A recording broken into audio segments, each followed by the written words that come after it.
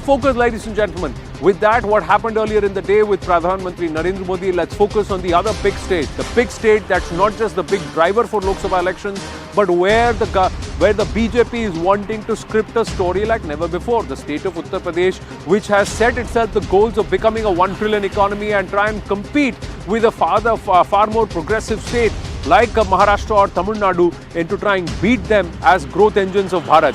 And in Uttar Pradesh comes a big crackdown, and this is an issue that matters for national security. It's a CNN News 18 exclusive that we put out up front and get into a conversation on, and let's get you the news. Group Editor Security Manoj Kumar Gupta getting us these details on the crackdown of madrasas in Uttar Pradesh. The STF was tasked with this job of going ahead and conducting not just an audit and a study and a recce of 24,000 madrasas. The startling number of which, nearly one-third, in fact more than one-third of them are actually illegal. 8,868 is the number which the FTF so far in its probe has said are illegal madrasas. More importantly, nearly 100 crores has been pumped into just 36 to 40 of these madrasas. A large amount of this money could be coming in from the Middle East, could be coming in from Europe, and more importantly from the UK and in London. This money coming in from London could be coming in from forces that are inimical to Bharat, which want to seed perhaps seeds of radicalism, seeds of terror, and also secession. Could there be a nefarious intent? And largely all of these are happening in the Indo-Nepal border. A story again that we have done here at CNN News 18 in the past, which highlight that porous border, that no man's land, is being used by devious entities as a hub, not just of radicalization, illegal drug trade, arms trade, but more importantly, seeding those who have neither Nepali or Bharatiya descent. They are foreign nationals, illegals who have come in from Burma, they are Rohingyas, or they have come in from Bangladesh, and they are all being seeded there, and they are in cahoots with those forces who are sitting in Pakistan, the deep state, the ISI, and that is now becoming a breeding ground for huge impact on our national security. Elements that could impact our national security, and they could be just coming down southward into Bharatiya territory and occupying those territories. So this is a big concern that's been red flagged, and that's where we'll focus on. The question now is, are these illegal madrasas becoming a huge national security threat? And how is it that so many of them, nearly 9,000 of them, have mushroomed right under the noses of our authorities? Hello, Moto.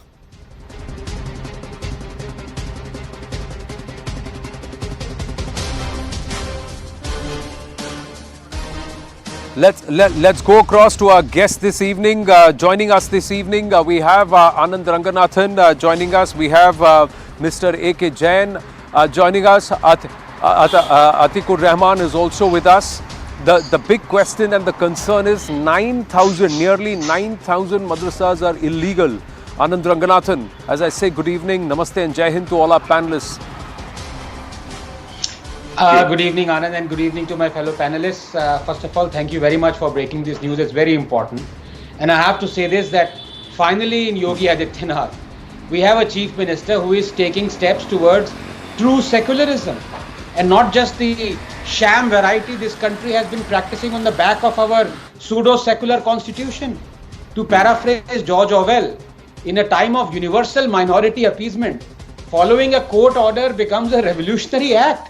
Couple of points here. Number one, as you say, nearly 9,000 madrasas are running illegally in UP. 4,000 madrasas are receiving funds from abroad, most of them without due paperwork. So how can someone object to religious schools' income sources being audited? Are we a banana republic? And if the amount as claimed is in the excess of 10,000 crores, Anand, half of it from secret sources, I'm sorry, but this is not just an educational or auditing issue. This is a national issue, a national security issue. Number three, I'm tired of repeating this ad infinitum, but the state has no business running religious schools. Secularism means total, and I mean total separation of religion and state. Our constitution, unfortunately, is plural, not secular. There are half a dozen articles and amendments and directive principles in our constitution that make it plural. In fact, the word secular was inserted in our preamble by Indira Gandhi during the emergency. It was absent from Ambedkar's constitution, and it is this this pseudo-secularism that has allowed the state to control Hindu temples while at the same time run madrasas. In fact, it astonishes me that UP was essentially running through imparting state grants to as many as 560 madrasas whose primary job was to impart Islamic education and Sharia diktats. Finally, Anand, let me quote Assam Chief Minister Himanta Biswa Sarma. Madrasa, the word itself, should cease to exist. Teach Quran at home for hours if you want.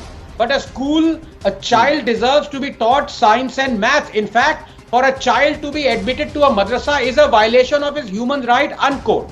It is high time Yogi Adityanath replicated Himanta Biswa Sarma's Assam model, wherein 614 madrasas in Assam will now be converted into regular schools. So the pupils will have a choice to either continue there and receive non-religious education like other children, or leave it and join private madrasas, to which no one, least of all I, should have any objection, as practicing and imparting religious teachings is a constitutional right. This is a step towards promoting inclusivity among the minority community. It should be welcomed by all Indians. After all, I ask you, if the children were being taught verses like do not marry your women to polytheist men unless they believe in Islam 221, or there is no deity except Allah 4062, or those who deny the Quran, their necks will be shackled and they'll be dragged in boiling water 4070. If the children were being taught all this, I hope, Anand, you can see the irony that here are states accused of being a Hindu Rashtra and Hindu bigots by Muslims, teaching Muslims that Hindus are the worst of creatures and do not marry Hindu unless they convert. Well, good luck with promoting inclusivity. But in this case, what happens is madrasas are not banned in our country, Dr. Ranganathan. As long as they are aligned to a particular board and the state education board and they are listed, then it's okay. But Arvind Jainji, nearly 9,000 of them illegal. Where are they getting these fundings from? No monitoring that's happening. How is all of this being allowed directly under the noses of the establishment? It's not that the Yogi Sarkar has come into power now. They've been in power for nearly 7 years now. Well, you are absolutely correct. It should have been done long time back, especially on UP-Nepal border in no man's land. Thousands of these madrasas have come up, which is a cause of concern, and several reports have been submitted by IB, RAW and other agencies, also by UP police also. Survey was done, and those people are not prepared to share the source of funding, to whom all the money was paid. Now it is being done. It should be verified as to who is the beneficiary, who has got the funds, who are the preachers at these madrasas. Do they have any criminal history? Few of them they have been detected with the cases of terrorism also, and there were raids to nab those people. Are a few Rohingyas and Bangladeshi have managed to enter these madrasas? So there is right, and people had approached High Court against SIT, which was formed, and it was rejected by High Court. That UP government is very much within its powers under Section 30 of the Act of 2004, and they are very much within their powers to conduct this survey. There is no harm in running madrasas, but humanities should be taught, science and technology should be taught. PM had rightly said that there should be a Quran in one hand and computer in another hand. So it is for the welfare of the children. If religious conversion is taught, it has been detected at a madrasa in Shravasti. There was report on that. If radicalization is taught, so with impressionable minds, if you are teaching them all this, then naturally repercussions will be very bad for this country. So whatever action is being taken, it should be taken.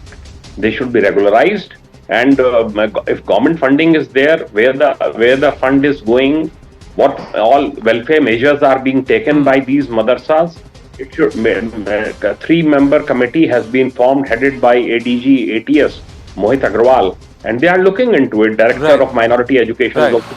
So it should be done, and it is being done. No, because one of the recommendations is these 8,868 madrasas which are illegal should be shut down immediately. Would you agree that they should be shut down immediately, Arvindji? No, I don't agree with that. I don't agree with that they should be shut down. There should be a process. There should be a process, and process should be followed. And those people should be convinced that education on proper lines, on national guidelines, should be given to the students. They are very young crowd at these places, and very impressionable minds. So proper education should be given. As rightly said, that Quran can be taught at home for hours and hours.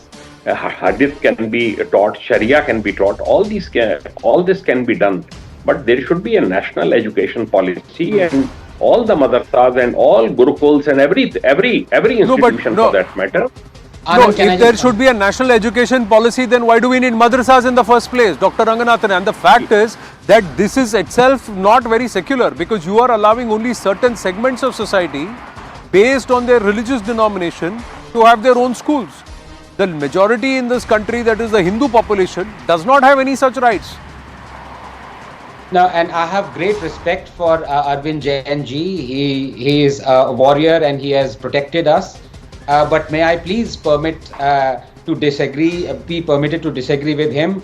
If any school, any madrasa has committed or perpetrated an illegality, it should be immediately shut down, because we have to follow the law of the land. So there, please permit me to disagree with Arvind ji. But the other aspect is that if they are supposed to follow the NEP, then why have madrasas per se? Why have only a certain level of religious instruction?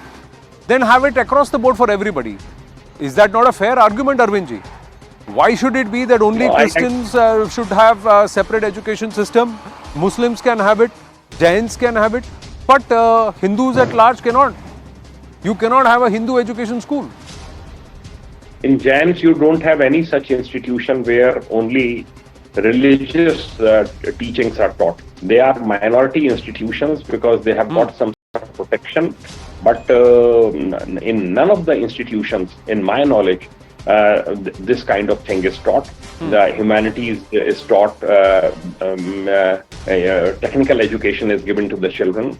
If you have to make them good citizens of the country, then you have to give them all possible education. They should be exposed to all possible education. The character verification of the people who are teaching at these madrasas, it is also being carried out. That is also very important.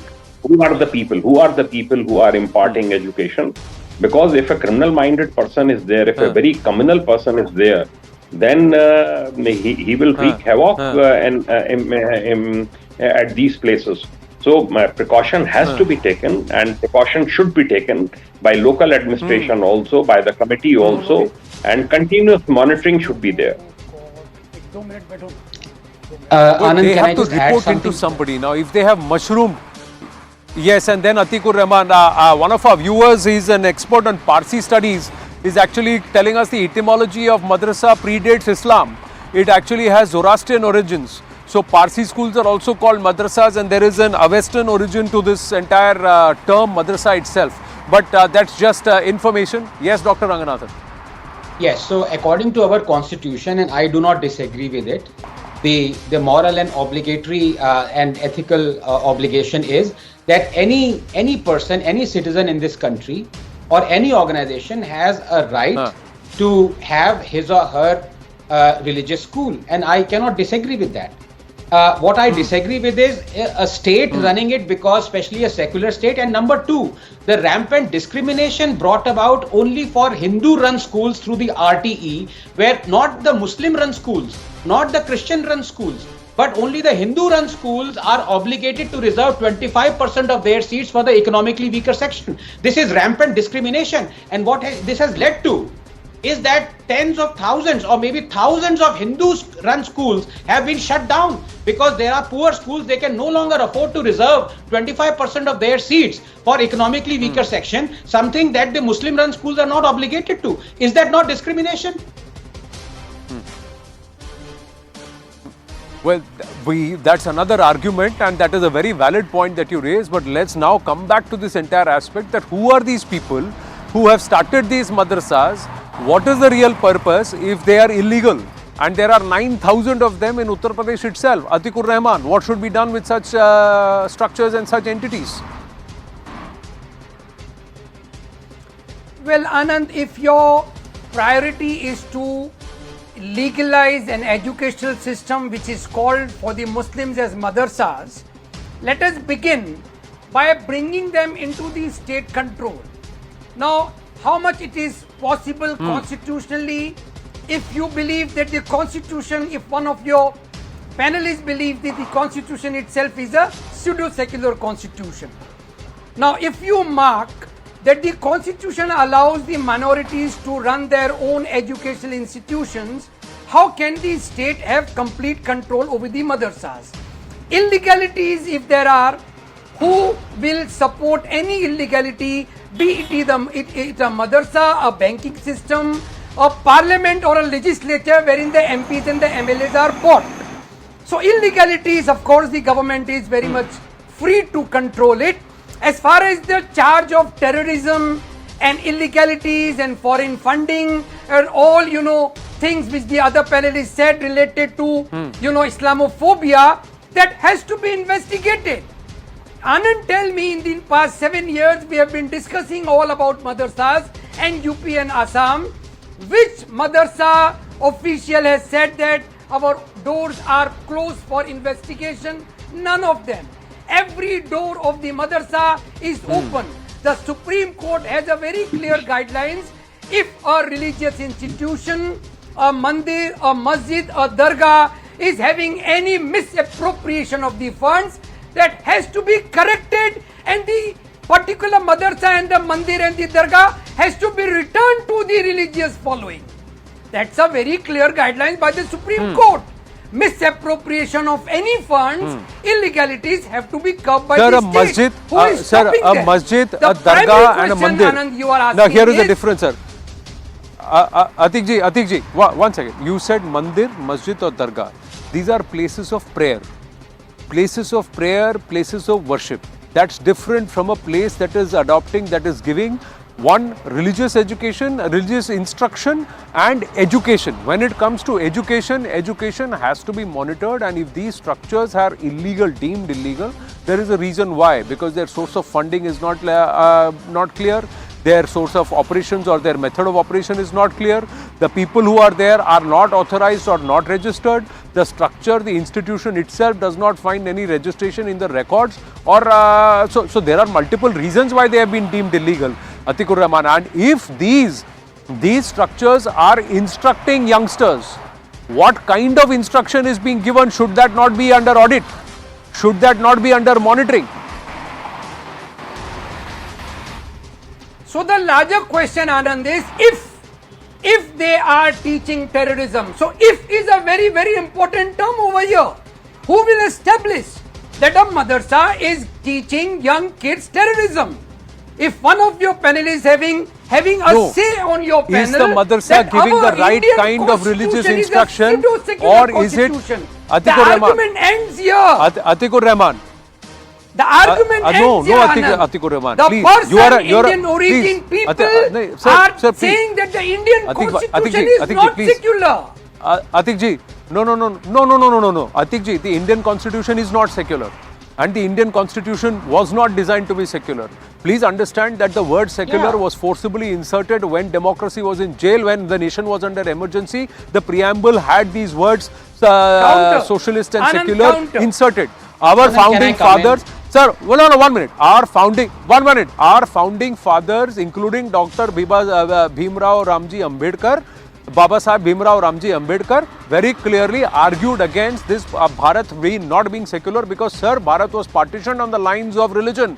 Because Muslims said that we cannot live with Hindus, Anand. and that's why we need a separate land which is for Pakistan, and this became Hindustan. So our country was partitioned on religious lines. So this argument of secularism does not remain. Is our country, does it have an inclusive ethos? Allow which is me Hindu to counter it, Yes, Anand. it is, sir.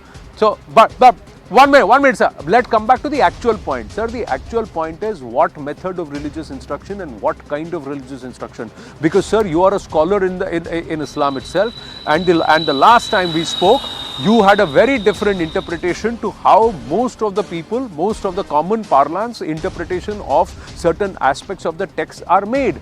Now, if that text is being weaponized or only certain passages are being given to brainwash young children into thinking in a particular way, being radical or fundamentalist in their approach and not moderates and learned, then should you not have a concern as much as me or Anand Ranganathan or Arvind Jain ji has? Please tell me. Very fine, Anand. So this accusation of teaching the young kids, impressionable minds are being, cultivated into a wrong way. Who will investigate it? All the Muslims support that the entire educational system should be brought under the national education policy. Is that possible? If it is possible, do it. Madrasas only come into existence when there are no other means by the state government to regularize regular schools. The regular schools are missing in those areas wherein the madrasas flourish. No Muslim ever will give a first preference to madrasa, and that is the reason. You please tell me, sir, are they mushrooming there? Are they mushrooming there with the intent of education, or only with the pure intent of a certain kind or a certain line of religious instruction? What's the reality? Anand Ranganathan wanted to intervene. Yes, Anand. Yeah, first of all, I have big respect for Mr. Atikur Rahman. We may disagree on the interpretation or context question, but be that as it may, that's for another day. I disagree with him on many aspects, but what I like about him is that his interpretation of the holy book can only bring peace in this world. Unfortunately, he is 0.0001% of people who believe his view, but that's another matter. Now, I had hoped that he would understand the true meaning of secularism, which is that the state has no business to be in the business of religion. The church and the state, there is a clear demarcation. And when he says that some panelists are saying our constitution is not secular, yes, our constitution is not secular, because why is the state controlling Hindu temples? Why is the state giving Hajj subsidy? Why is the state paying salaries to Maulvis and priests? A secular state will not do it. So I hope Mr. Atikur Rahman would appreciate what the phrase and the term secularism means. The phrase and the term secularism has been, I cannot use that word, it will be unparliamentary on air right now. It has been abused and debased to a level in Bharat that it does not even stand for what it actually means. And it started from the time it was forcibly inserted into our constitution, when parliament was in suspension and democracy was in jail. That's the reality. Arvind Jain ji, final point before we give Atikur Rahman another 30 seconds. Yes, Arvind Jain ji, what should be done next? There should be proper inquiry, and all those madrasas which are imparting wrong education, which are imparting education on the lines which is not in favor of national security, they should be shut down. There should be examples should be set. I am told by few very responsible people that people approach some private schools that would you like your school to be called a madrasa, because if you call it a madrasa, you will start getting some funding also. So if this kind of racket is going on, it should be stopped. It should be stopped at once, and this kind of thing cannot be allowed to function. If some Rohingya or if some Bangladeshi, ATS has caught a gang which is trying to facilitate entry of Rohingyas and Bangladeshis and keep them at such madrasas on UP-Nepal border. This is a serious thing, and there should be proper investigation. They should be under constant vigil, and if any such irregularity is found, action should be taken, and there should be no hesitation at all. Right. I've got to wind up, but yes, I promised 30 seconds to Atikur Rahman. Yes, Atik ji. Well, Anand, I agree with most of the things said on this panel. the first things first should be that if you want to pull up a population larger than the children studying in the madrasas, pull them by their shoulders, my friends, not by their legs. It's so simple. The state has to intervene if such a large population is getting radicalized in this ugly fashion. Who stops the state doing so? For 7 years we are discussing, but only by pulling the legs of the madrasa officials, not the shoulders of the students. Sir,